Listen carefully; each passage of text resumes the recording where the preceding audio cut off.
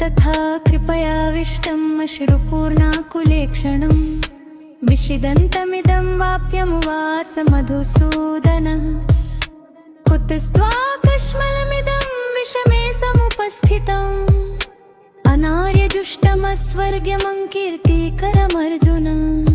क्लैब्यं समगमः पार्थनैतत्त्वय्युपपद्यते क्षुद्रं हृदय दौर्बल्यं त्यक्त्वोत्तिष्ठ परन्तप।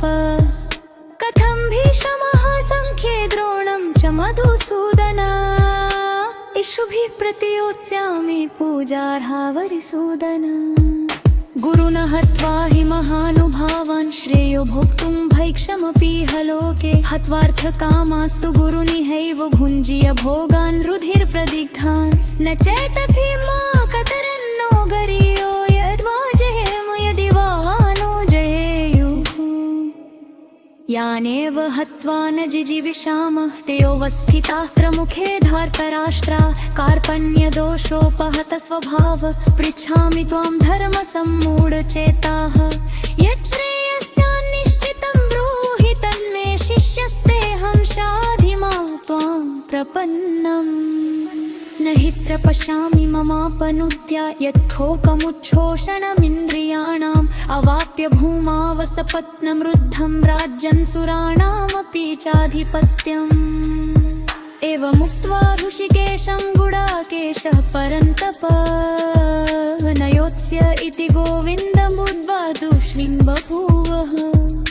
तमुवाच ऋषिकेशं ग्रहसन्नीव भारत सेनयोरुभयोर्मध्ये विषीदन्तमिदं वचः।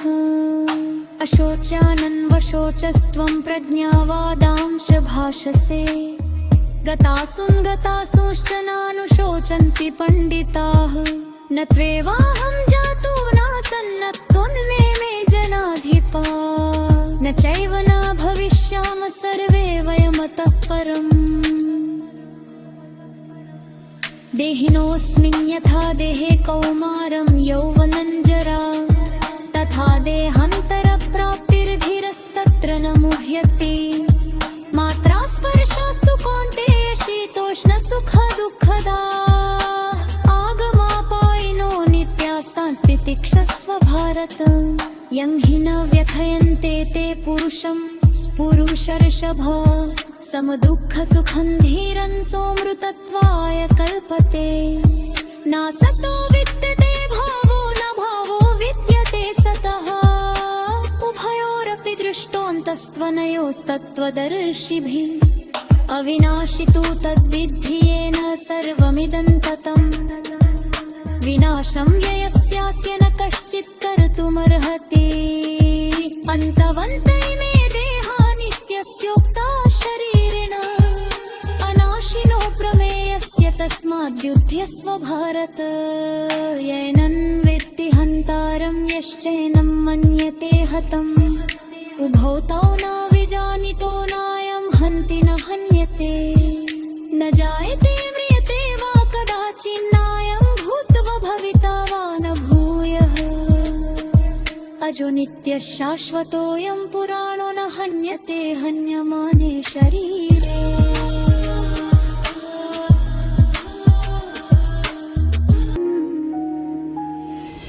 विदा विनाशिनं नित्यं येनं जं व्ययम् कथं स पुरुष पार्थकं घातयति हन्तिकम्। वासांसि जीर्णानि यथा विहाय नवानि गृह्णाति नरोपराणि तथा शरीराणि विहाय जीर्णम् अन्यानि संयाति नवानि देहि। नैनं छिन्दन्ति शस्त्राणि नैनं दहति पावकः न चैनं क्लेदयन्त्यापो न शोषयति मारुतः। अच्छेद्यो ह्योऽयमदाह्योऽयमक्लेद्यो शोषयेव च नित्यः सर्वगतः स्थाणुर्चलोऽयं सनातनः। अव्यक्तो चिन्त्योऽयं विकार्योऽयमुच्यते तस्मादेवं विदित्वैनं नानुशोचिष्टुमर्हसि। अथ चैनं नित्यजातं नित्यं वा मन्यसे मृतं तथापि त्वं महाबाहो नैव शोचितुमर्हसि। जातस्य हि ध्रुवो मृत्युर्ध्रुवं जन्म मृतस्य च तस्माद् परिहार्यर्थेन त्वं शोचितुमर्हसि। अव्यक्तादीनि भूतानि व्यक्तमध्यानि भारत अव्यक्तनिधनानेव तत्र का परिदेवना। आश्चर्यवत् पश्यति कश्चिदेनम् आश्चर्यवद् वदति तथैव चान्ये आश्चर्यवचैनमन्यः शृणोति श्रुत्वा फेनं वेद न चैव कश्चित्। देहि नित्यमवध्योऽयं देहे सर्वस्य भारत तस्मात् सर्वाणि भूतानि न त्वं शोचितुमर्हसि। स्वधर्ममपि चावेक्ष्य न विकम्पितुमर्हसि।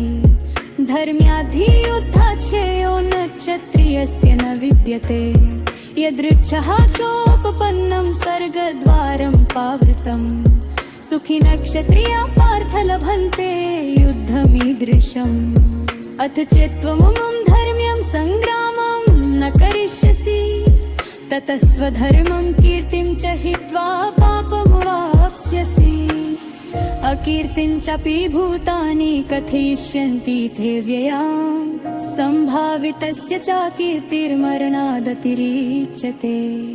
भयाद्रणादु परतं मन्स्यन्ते त्वं महारथा येषां च त्वं बहुमतो भूत्वा यास्यसि लाघवम्। अवाच्यवादांश्च बहून् वदिष्यन्ति तवाहिता निन्दन्तस्तव सामर्थ्यं ततो दुःखतरं नु किम्। हतो वा रापस्यसि सर्गं जित्वा वा भोक्ष्यसे महीं तस्मादुत्तिष्ठ बान्धेय युद्धाय कृतनिश्चयः। सुखदुःखे समे कृत्वा लाभालाभौ जयाजयौ ततो युद्धाय युज्यस्व नैवं पापमवाप्स्यसि। एषा ते विहिता साङ्ख्ये बुद्धिर्योगविमां शृणु। बुद्ध्या युक्तो यया पार्थ कर्मबन्धं प्रहास्यसि।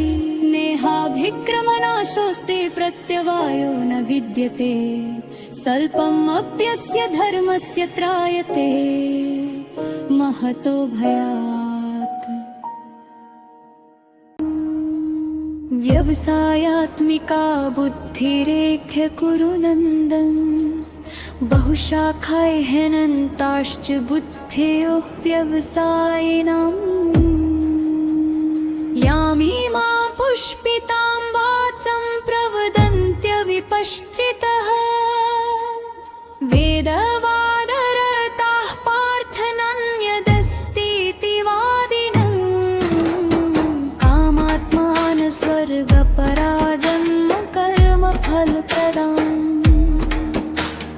क्रियाविशेष बहुलां भोगैश्वर्यगतिं पति। भोगैश्वर्य प्रसक्तानातयापहृत्य चेतसां व्यवसायात्मिका बुद्धिः समाधो न विधीयते। त्रैगुण्यविषया वेदानि स्त्रिगुण्यो भवार्जुन। निर्द्वन्द्वो नित्यसत्त्वस्थो निर्योगक्षेम आत्मवान्। यावानर्थोदपाने सर्वतः सम्प्लुतोदके तावान् सर्वेषु वेदेषु ब्राह्मणस्य विजानतः। कर्मण्येवाधिकारस्ते मा फलेषु कदाचन मा कर्मफलहेतुर्भूर्मा ते सङ्गोऽस्त्वकर्मणि। यागस्थ कुरु कर्माणि सङ्गं त्यक्त्वा धनञ्जय। सिद्ध्यसिद्ध्यो समो भूत्वा समत्वं योग उच्यते।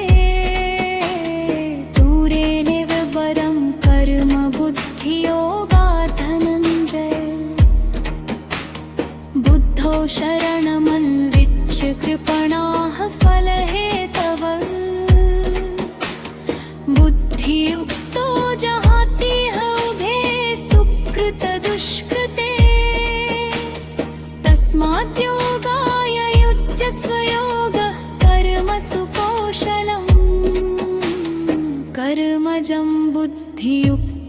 हि फलं त्यक्त्वा मनीषिणम् जन्मबन्धविनिर्मुक्ताः पदं गच्छन्त्यनामयम् यदा ते मोहकलिलं बुद्धिर्व्यतितरिष्यति तदा गन्तासि निर्वेदं श्रोतव्यस्य श्रुतस्य च श्रुतिविप्रतिपन्ना ते यदा स्थास्यति निश्चला समाधावचला बुद्धिस्तदा योगमवाप्स्यसि स्थितबुद्धिस्य का भाषा समाधिस्थस्य केशव स्थितधिः किं प्रभाषेत किमासीत बृहेत किम् प्रजहाति यदा कामान् सर्वान् पार्थमनोगतान् आत्मन्येवात्मना तुष्टस्थितप्रज्ञस्तदोच्यते दुःखेष्वनुद्विग्नमना सुखेषु विगतस्पृहः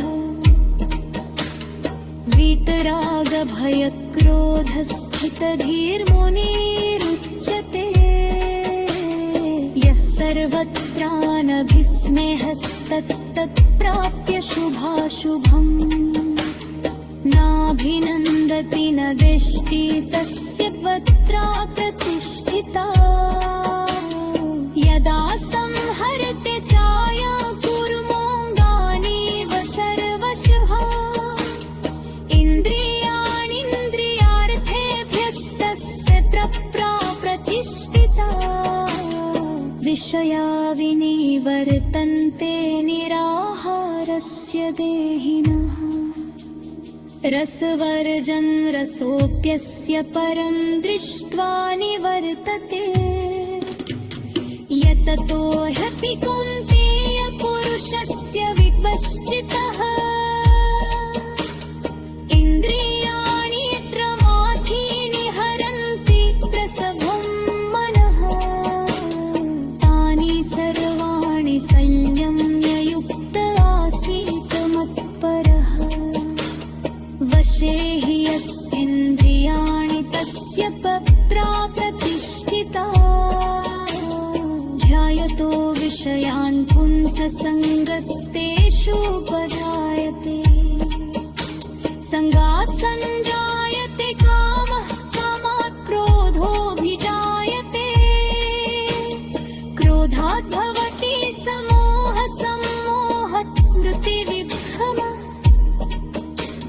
स्मृतिभ्रंशात् बुद्धिनाशो बुद्धिनाशात् प्रणश्यति रागद्वेषविमुक्तैस्तु विषयानिन्द्रियैश्चरन् आत्मवश्यै विधेयात्मा प्रसादं धिगच्छति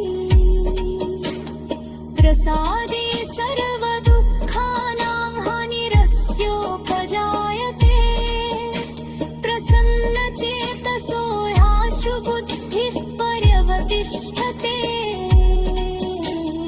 नास्ति बुद्धिरयुक्तस्य न चायुक्तस्य भवन् न चाभावयुत शान्तिरशान्तस्य कुपः शुभम्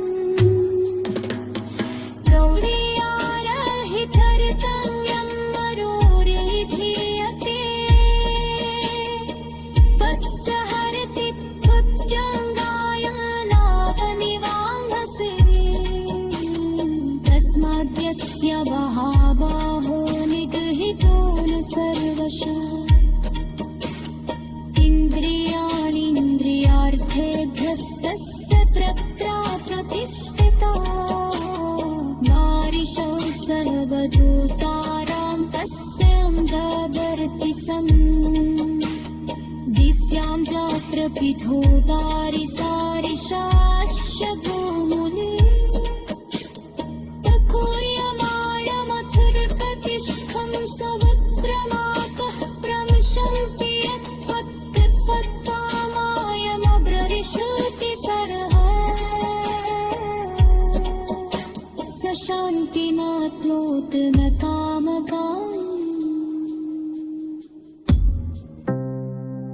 तद्वत्कामा